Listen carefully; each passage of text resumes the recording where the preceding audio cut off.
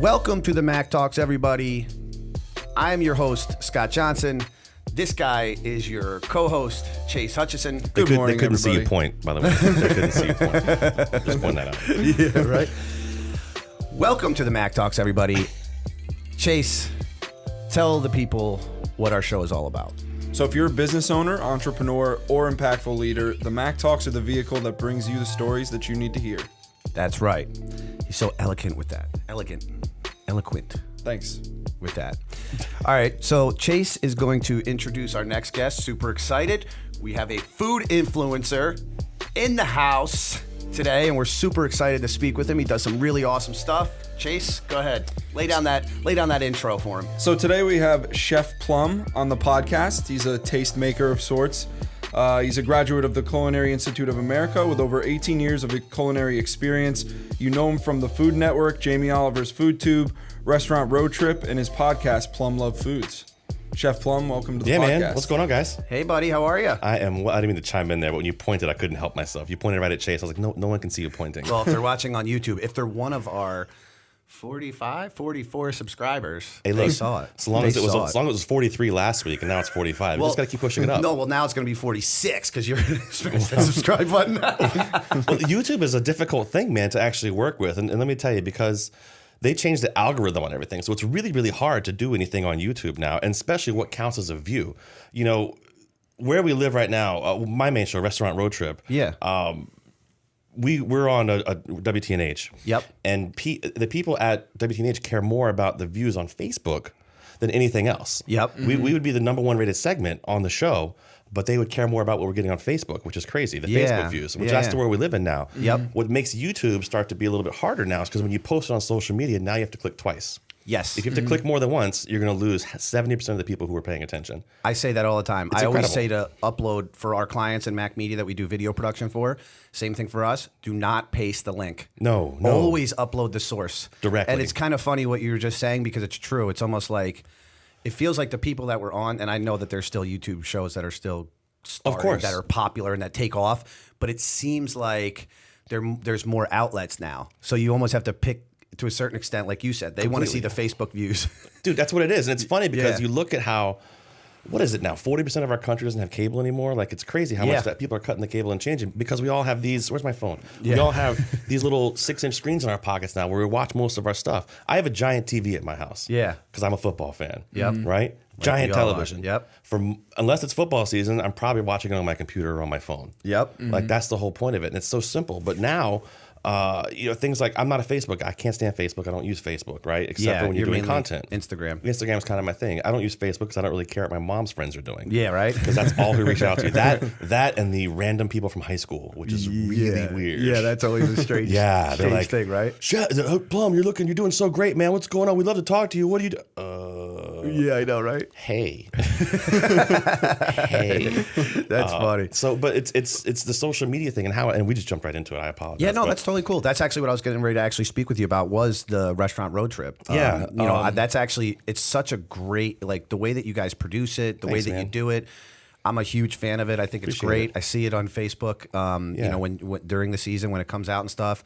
I've actually went to the place in Norwalk that you did it at, which was Washington Prime. Yeah, which was a great spot. Pretty cool. Yeah, Great I thought spot. that was totally awesome.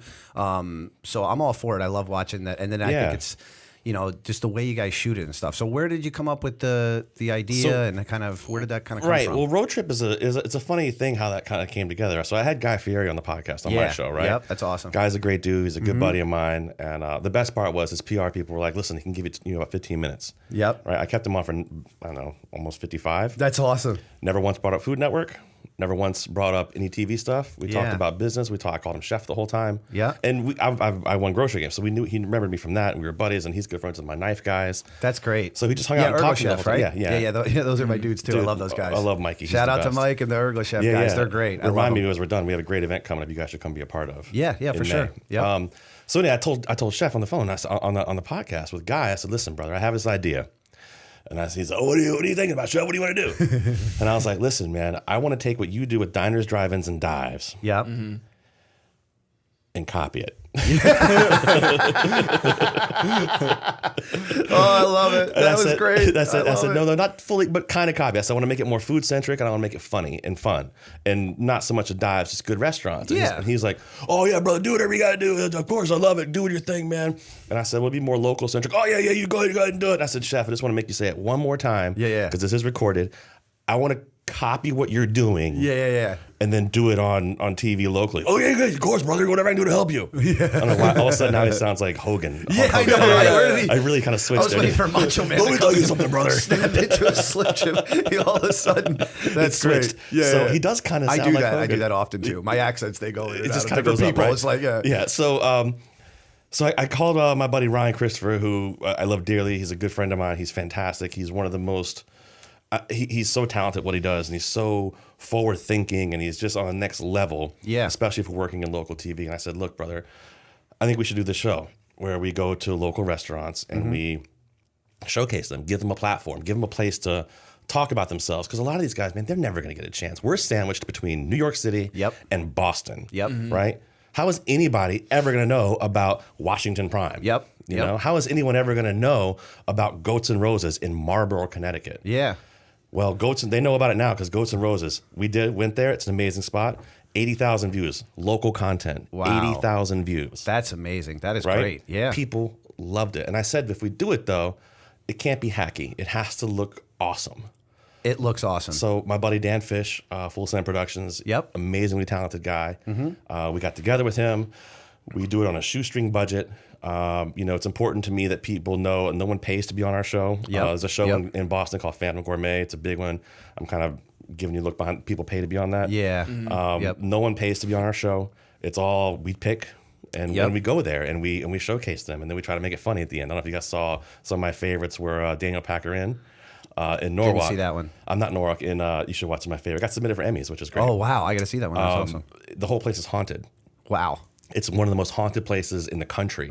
So it's haunted by the captain, Daniel Packer, who you can hear his boots walking upstairs at night, which is crazy. And then this little girl named Ada, she died of scarlet fever at 7 years old. I hate when the haunted stuff involves a little girl. Oh, it's always 10 times scarier, right? It's just like it brings them a whole other level. So my favorite part about that one is that we were there and we're doing all the food and everything, but we really pushed the fact that it's haunted by Ada, and we have Chef there tell the story about Ada and how she died and all this stuff. Well, I brought my family with me, and I have 3 daughters and a wife who was far beyond my reach ever. That's why I married her. I was like, listen, done. So my youngest daughter at the time was 7, and I said, honey, you should bring like a dress-up wedding dress with you. So she brought that, and she wore it. And if you watch the episode, we turned her contrast way up, so you'll see her walk by in the background in green, white, like it's really creepy looking. Probably even more creepier than in person, just because you use the effects. Wait, did you say my daughter's creepy? but yeah, so when you watch it, you'll see she walks by in the background. And at the very end of the episode, I'm like, I didn't see any ghosts. Did you guys? We'll see you guys next week on Restaurant Road Trip. And I'm on the dock, and I turn to look at the boats and admire the beautiful view we have. Right. And the camera pans back, and she walks up behind me and throws me in the water, which is pretty dope. But the coolest part about that is about doing Restaurant Road Trip is that I get those moments with my kids that are forever. Like I will always have that. Do you always bring? Do you usually bring them, or it depends on when you're shooting? Yeah, I work in Montauk 4 days a week in the summer. Oh wow. And I get a very few amount of days off, and some of the days off I went to go shoot that. So my kids and my wife and I went to Rhode Island, and we hung out there. And I said, "Why don't you guys come to the shoot? It'll be one day. We'll have a great time." And turns out she could throw me in the water. That's awesome. She probably loved that. Oh, so amazing. how many seasons are you guys in now? Is it? So we've done 2.5. We have 28 episodes. Okay. We're about to start season 3 here very, very soon. Which is great. I think we'll do 10 more there. And we'll see what happens with it, man. We're just there's no long-term goal with it. It's just fun, and literally, I wanted a platform to showcase these guys. So we have some great guys here, man. And I'm a firm believer in everybody wants a piece of the pie, right? Everybody wants their piece. If we all work together and make one big ass pie, we can all get some. Exactly. So and that's kind of how it's worked, and that's what we talk about a lot. Like everything's kind of trickled down to more of a local type of feel now, instead of this national thing. And it's going even more and more this way. It's not going to go away. Like car dealerships, and it's starting to happen, and I bring this up often, they're starting to drive cars in areas that you see it locally for their commercials on a local spot instead of that big national spot. And it's the same thing for us, like for you, for your industry, for our industry. It's kind of almost everything is bringing it down to to your community, your kind of local level, because what we were talking about before, like everybody has access to everything now. Absolutely. You know what I mean? Whatever you're into, you can find it that's out there. Yeah, so absolutely. I think that's really awesome. So I think it's important, man, because listen, it's almost like full circle. Because if you think about it, when it was like the 50s, I mean, I thought I was alive back then. I'm still 27 years old, right, Jason? You know what I'm talking about. But you know, everything was very localized then. You know, it was a much. You know, look at your local paper, you look at your local businesses and stuff like that. Yep. Where now, and then we went to this whole thing where everything's national. Like we all have satellite radio, which is national, so it's the same everywhere. Yep. Well, all that's kind of gone away. Yep. And now we're back to the local They're thing. kind of in some trouble too in the future, I think, just because just because of that. You know, there was definitely a need for it because it gave us more, but now it's like now we have even more because of podcasts and YouTube and Facebook. Right. And, I mean, listen, I mean? It's just like it's amazing. So just I'm not segueing for you. I tend to take over. I'm sorry. that's okay. No, that's what our podcast is. We just professional host. Shoot the I shit. can't help it. Yeah, go ahead. Go ahead, man. But so you look at things like satellite radio, like you're talking about, and how we all have these screens and everything in our pocket. Everything's right now, right? We all have it right now. Yep. Right. Joe Rogan, biggest podcast in the country. Yep. Talks to over 24 million people. Right. The Oprah for dudes. Yeah. What can touch that? Yeah. What can touch that? I know. My podcast. We're downloaded 25, 30,000 times. In the podcast world, that's not a lot. Yeah. Right? Yep. But I'm proud of it. Yeah, no, it's we a great have accomplishment. Between 800 and 1,500 people listening live to every show. Yep. Right? And so what touches that? Nothing. Like even radio, you can't touch it. You can't touch it. Yep. You can't even get anywhere near it. And so that's the world we live in now. Yeah. Everything is right in your pocket. The downfall is everybody thinks they can do it. Exactly. Yeah. Yep. That's the other thing. Yep. And I think the key is the consistency. If you can do it, great. You'll get better as the more and more you do it. I started doing my podcast in 2014. I was hosting on the Hallmark channel. Yep. For the National Better Show. I hosted the All Recipes segment. Wow. And they said, you're great, you're skewing well, you're funny, you're really good in the kitchen, people like you, but you have crutch words. Yeah. I'm like, great. What's a crutch word? They're like, that's not good. Oh, that's not good. Don't want a crutch word. What it was is I would say, you know what I mean, a lot. Yeah. I would say I'm the king of that. Yeah, you They say those actually, things. my new nickname after you just said that is probably going to be Scotty Crutch Words. Yes, Scotty Crutch words. I like that. I like that. The guy puts a crutch in every sentence he says. Jesus, this guy is limping all over the place with his sentences. That's funny. Man. That's funny. Scotty Limp. We'll call you that without the Yo, easy. Oh yeah, well that kind of went a different direction, huh? Oops. So what happened is so instead of doing so, they said go take some media training. Yep. And I was just happy to be there. I'm like, okay, great, I'll take media training. I go home and tell my wife, hey, Meredith Corporation says I should take some media training to get rid of my crutch words. She's like, what's a crutch word? I was like, well, apparently I say you know what I mean a lot. Yeah. And I went back and watched. It's a lot. Yeah. It's like filling the air constantly. I'm like, Yep. oh, you know what I mean? Oh, you guys know what I mean, right? It's annoying. So she's like, how much does it cost to take media training? Yeah. And I said, it's about $5,000 for 2 days. And she goes, she still doesn't stop laughing. Yeah. She's still laughing about that. Yeah. I did what anybody else would do. I went and grabbed my computer. I found a website that helped me make podcasts, and I started interviewing my friends. Yeah. And here we are 190 episodes later, And still you're doing finally getting rid of the crutch words. it for the most part, I guess. But you start listening back and you'll start to catch them. And the best thing you can do when you're hosting anything, and it's the hardest thing to do, listen to yourself and watch yourself. Yeah. It's the hardest thing to do because Especially in the beginning. You get used to it though, and you realize it. That's the hardest thing too. dude. Is just being able to get used to the fact that Absolutely. But also, it's like you do live events, and you're always in front of people, and you're cracking the whip in the kitchen. You've always been that that type of personality. So it kind of works for you. But we try. You know what I mean? yeah. All right, let's get talking about food a little bit. Yeah, now. let's do it. So, what made you? I'm going to ask you the question that Please. everybody asks you, but I don't know the answer, so That's I want to okay. know it. What made you get into cooking? What was the so- thing? Did you grow up in a house that your mom cooked? You had a lot of cooking. So on? I grew up with a single parent. My father died when I was very young. Okay. Food was never a big thing. I grew up down south. Food was a tough thing for us. My mom worked 2 jobs. I spent a lot of time home alone. Yeah. At a very young age. Just because that's the way the world had to be for me. Yeah. Yep. Not a lot of money. I had my first real memory of doing that is I remember standing on a stool on this awful yellow GE oven. Yeah. Right, 4 burners, making an egg sandwich in the morning before Yeah, school. yep. Like that's my first real memory of doing that. Like not be able to reach, I had to stand on the stool. Yeah.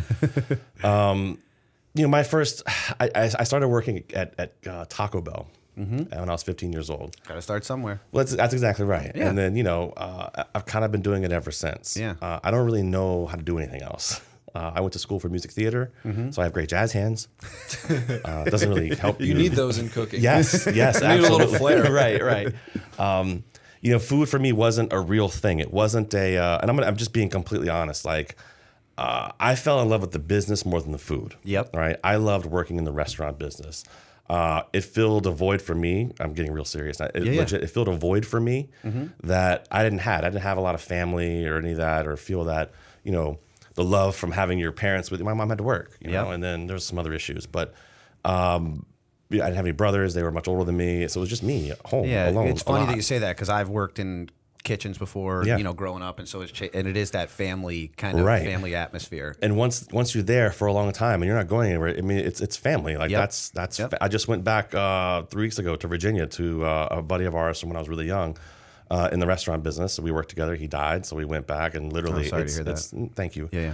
It's rest in peace, Gay Larry. That's a true story. That's his name, actually. All right. It's restaurant business. It doesn't matter. Chase is like, oh my God, what did he just say? No, listen, his name's Larry, but Gaylord Larry? Nope, just gay. he went by GBM, gay black man. I'm not lying. That was what he called himself. So. Feelings don't get hurt in the kitchen that much easier. Not the restaurant That's business. why I like it. Yeah. So we went back and it was like we never left. Literally 3 minutes after the awkwardness of walking into a place where you haven't seen these people in a long time. Yeah. We're hugging and telling each other we love each other. And just, it happens so quickly because you go through such a stressful situation with these people. Yeah. On a daily basis. It's just stressful. It's and you get through something with people. Right. You've accomplished something. Right. And accomplishments, never downplay an accomplishment. Yeah. An accomplishment can be you saving the world like a superhero, or an accomplishment could be something simple as getting through a really hard dinner service. But you do it together.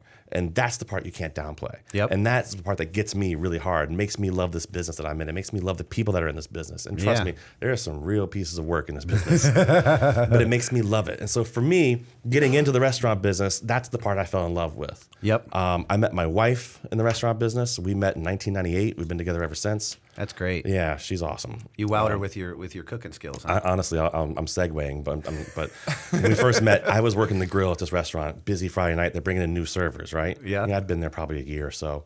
They're bringing new servers, right? And I'm working the grill. I got hair down to my ass. Yeah. I'm wearing a big headband. I got my eye makeup on. Where I was, It was a phase. Bro, it was the 90s. Don't judge me.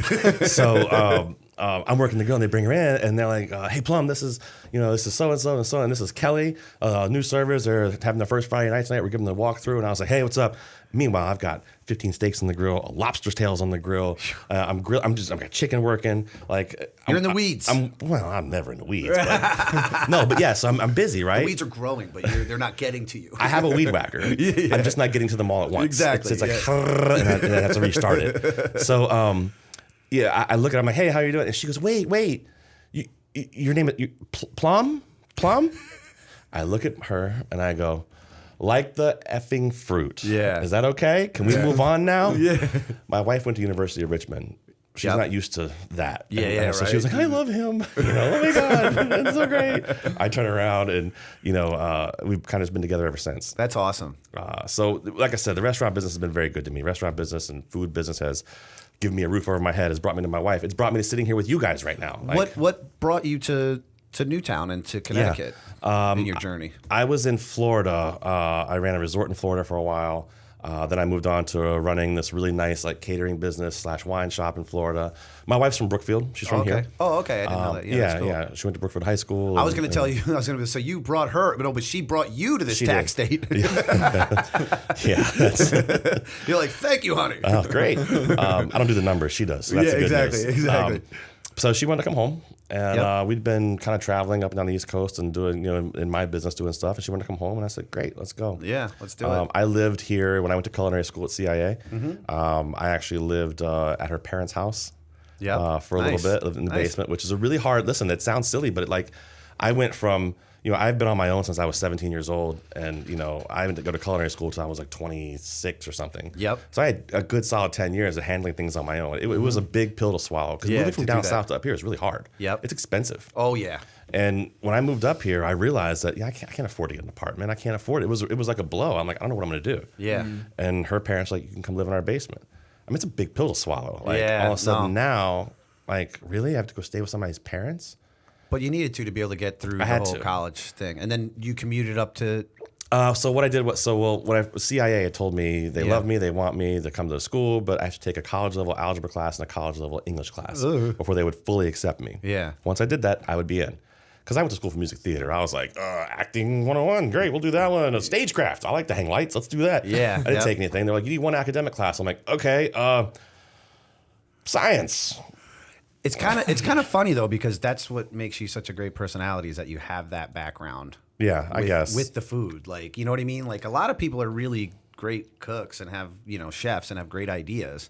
But it's a matter of, having that personality to be able to do what you do. Right. You know what I mean? Which is right. Awesome. That's why we call it catertainment. That's true. So I lived in her basement while I went to WestCon. Yep. For a semester, took a class, and then I went on to CIA, lived in the dorms. And then if I wasn't in school, my wife was like, my girlfriend at the time was like, you need to come here. Yeah. So I would go home on the weekends and stay with her. I worked in a couple of restaurants around here part-time just to make a little money, and here we are. Yeah. Here we are. Now these are your roots. And then we moved, and we moved, and then we moved back up here and living in Newtown, which is, I mean, it's awesome. I love it. I do. It's expensive, but I love it. Yeah, no, it's a great area. We love it as well. Chase grew up in Newtown. He's a Newtown guy. Yeah. So yeah. And I worked at this restaurant called Armando's in Bethel.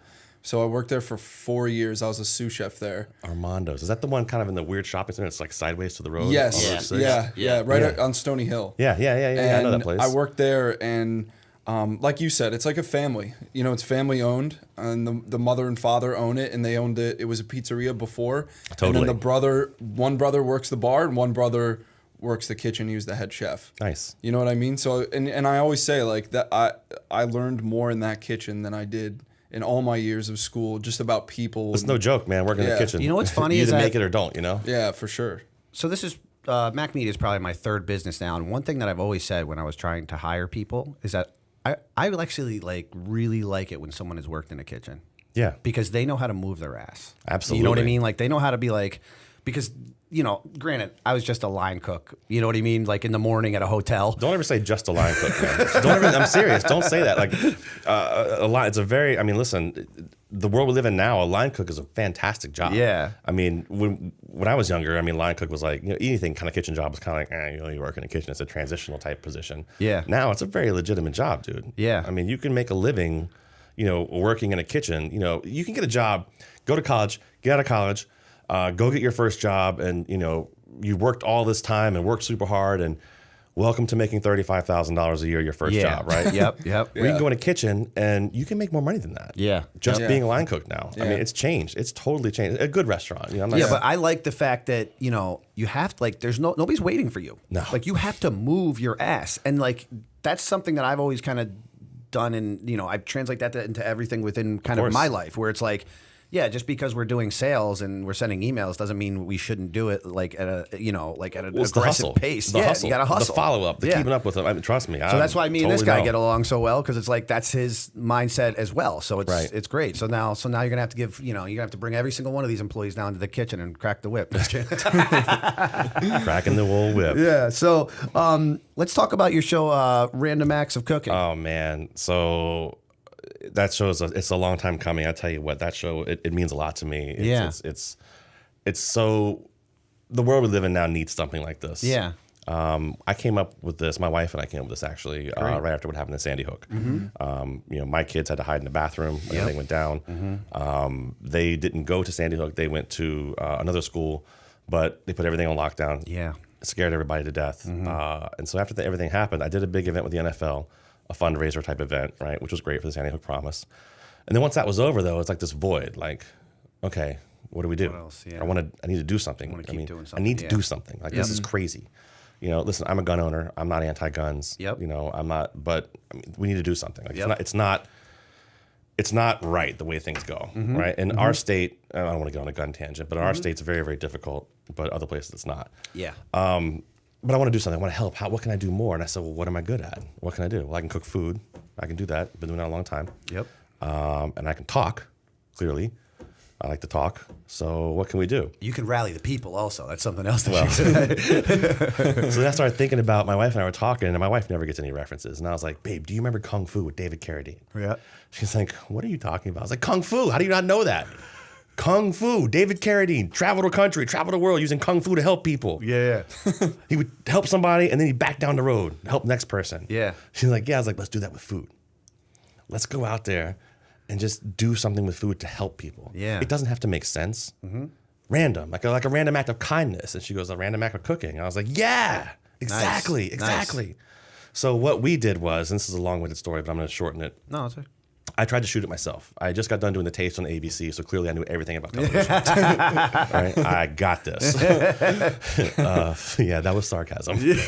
So our plan was, let's find, we had a little audition process where we worked with a homeless shelter in Danbury, and I got introduced to this wonderful woman named Christine. Yep. Christine did all the cooking for the shelter, right? Yep. I think it was a Dorothy Day house. Yeah, Dorothy Day, I think, right? Spring Street. She was fantastic, right? She had some string of bad luck, was homeless, but was doing the food in exchange for sleeping there.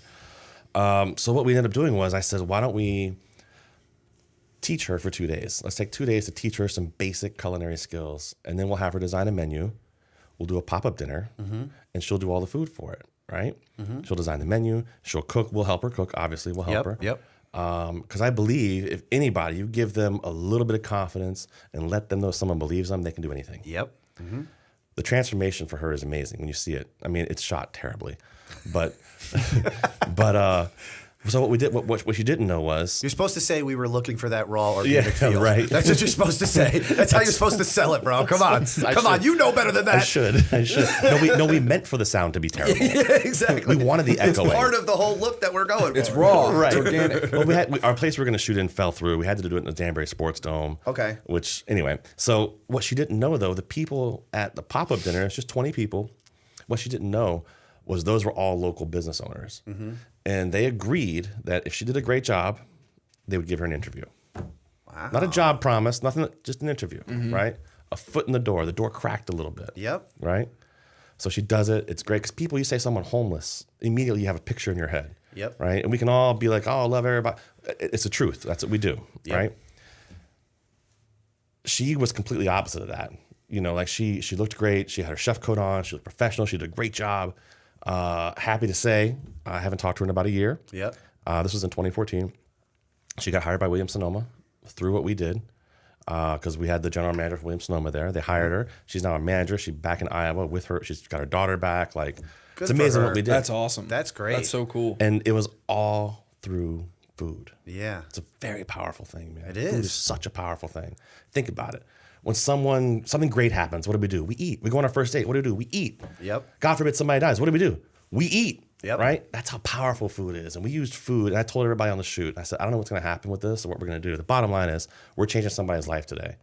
That's what we're doing. Don't worry about the rest of it. Yeah. So we did that, and it's all great. And it fell apart. And I actually had this is, again, 2014. I actually had gotten a meeting with AMC and with FYI Network. Okay. They told me it was too earnest.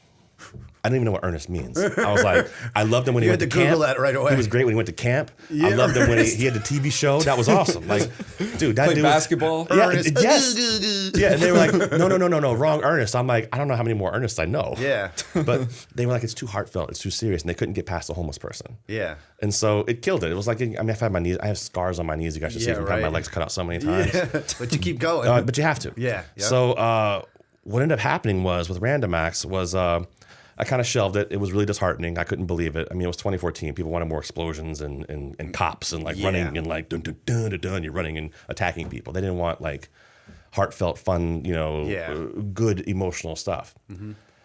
Good thing is nowadays we do. I was on the podcast. I had a buddy of mine, Chef Dan Monroe, fantastic executive chef at the Pantry in Fairfield. Really, really, really great guy. He doesn't look like he looks like a thug. Yeah. No, I'm kidding, Dan. You know I love you, buddy. So those are the best guys. Yes. You read them the wrong way, and they end up being somebody different. It's right. Like, well, he's like, well, I'm an asshole, but okay. But he works out. He's like super jacked, and I'm Yeah. like, dude, I hate your abs. Like, it just bothers me. Yeah. Stop that. You got 2 kids. You should hate life like I do. So here, have some lobster bisque. here, why don't you just have this? I saved you some milk fat. Just eat that. Just eat it. So we were on the podcast. We do roundtables, chef roundtables on the podcast, and we were just talking about Dan was a cook in the Army, And we were talking, and he was like, yeah, it's tough being stationed or being on base during the holidays. And I said, man, we should do something. Like, we have the biggest sub base, one of the biggest sub bases in the country, right down the road from us. We should do something. He's like, yeah, we should do something. I mean, we should go cook for him. He's like, yeah, let's go cook for him. That'd be great. Let's go cook for him.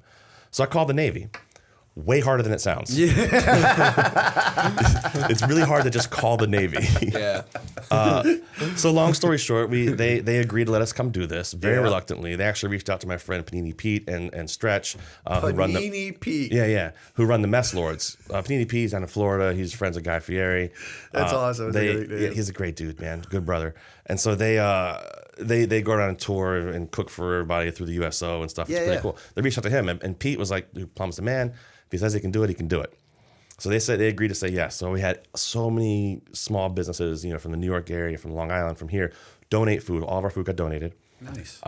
My good friend Nick Fradiani, who won American Idol season 11. Oh, okay. He's like, I said, brother, here's what we're doing. Can you come play? He was like, I'll be there no matter what, brother. I'll be there. Yeah.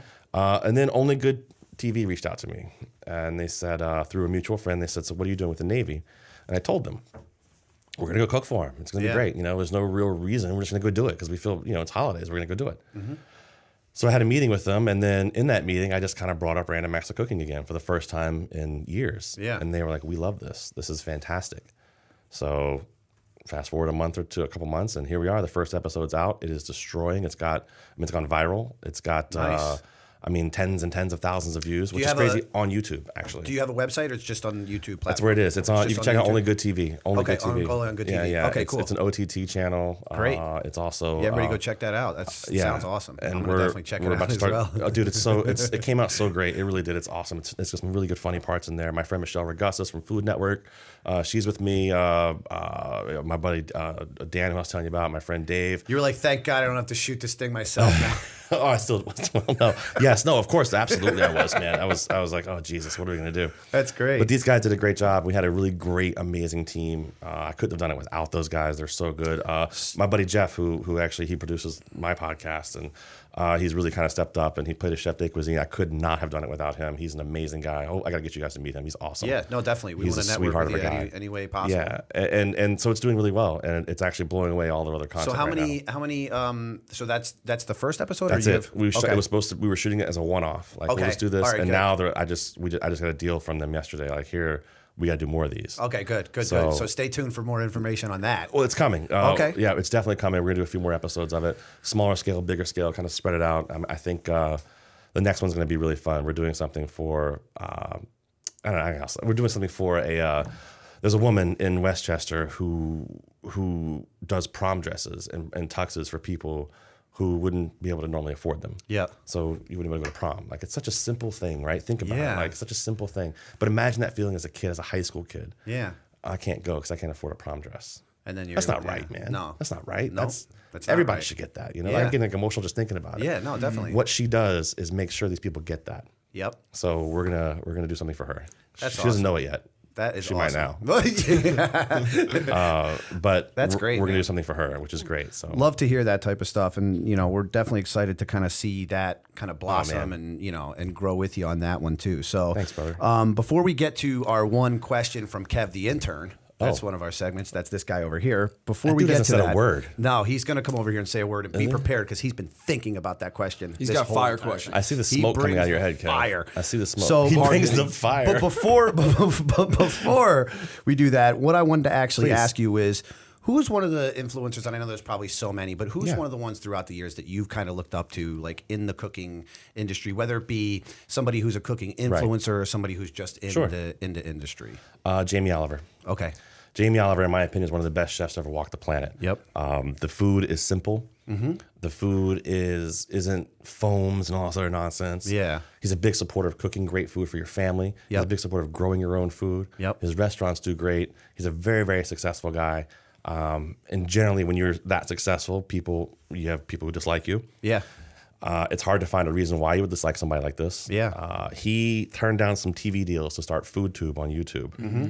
And grew it to 4 million subscribers. Wow. What TV station that's not network television can get more views than that? Yeah. There isn't one. I'm telling you now, there isn't one. Food Network can't touch it, right? You figure the average viewership for a Food Network is like a 0.2, right? Which is roughly 250 to 400,000 people. And that's average because there's no way they can actually tell for sure.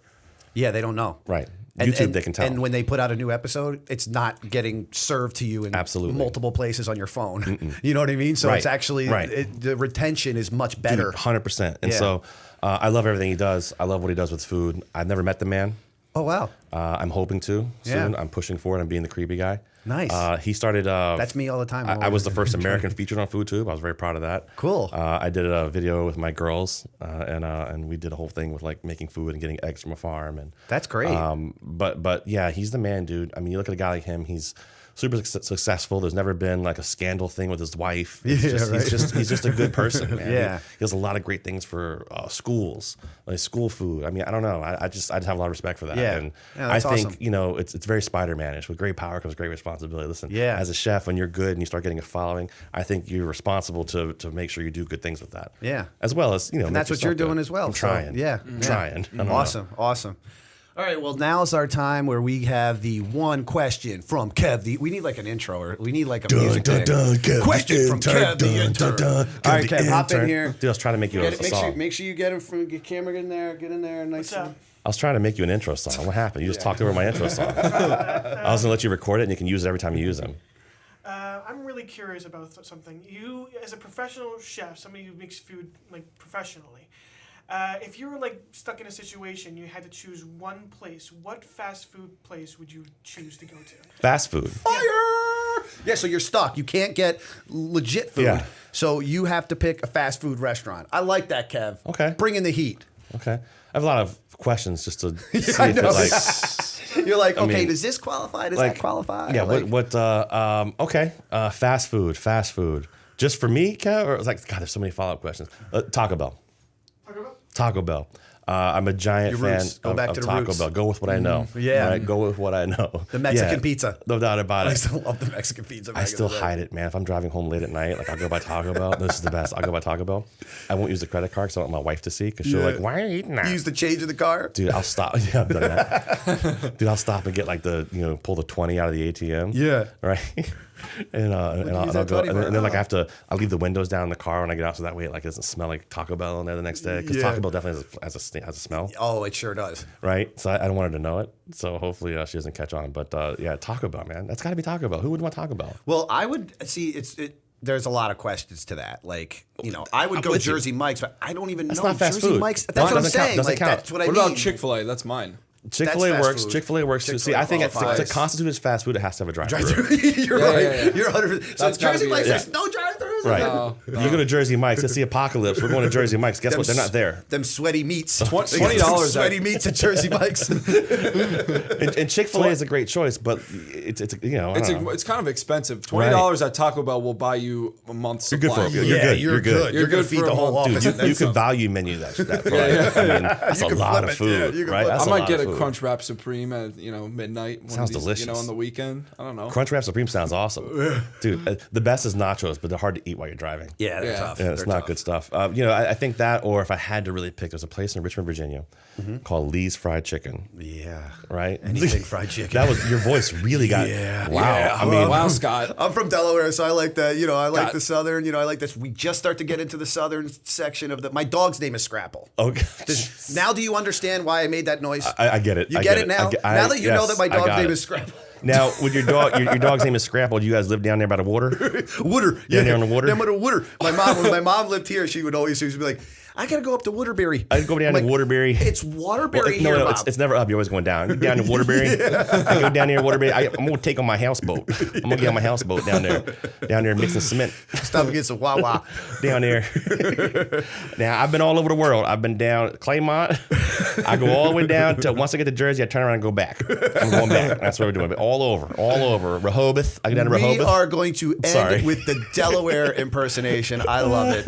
Chef Plum, thank you so much for coming on. Instagram @chef_Plum. Follow me there. This guy is going to close us out. He's going to hit. I do that. He's going to hit us with. He is going to hit us with all of that stuff. So Chase, go ahead, brother. All right, so thanks everybody for joining us. And if you're looking to follow Chef Plum in his career, you can find him @chef_Plum on Twitter and Instagram, or on Facebook. Just search Chef Plum, or you can visit his website www.chefplum.com. Chef Plum, thanks for coming. My man, I appreciate it. It's such a pleasure. I'm gonna write that song for him so he has an intro song. Yeah. I'm gonna write that. It's gonna be dope. Don't forget, Plum Love Foods live this Thursday. Yep. It's gonna be awesome. Live Thursday nights. Check it out.